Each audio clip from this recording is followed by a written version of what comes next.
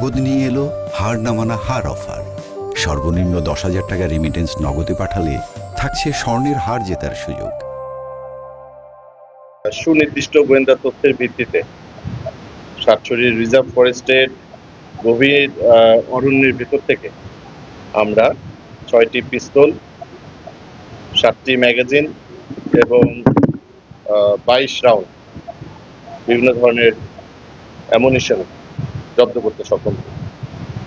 প্রাথমিক তথ্য অনুযায়ী আমাদের কাছে যে তথ্য আছে সেটা হচ্ছে ডাকাতি বা অন্যান্য সন্ত্রাসী বা নাশকতামূলক কর্মকাণ্ড করার জন্য এই অস্ত্রগুলো এখানে পুঁতে রাখা হয়েছিল।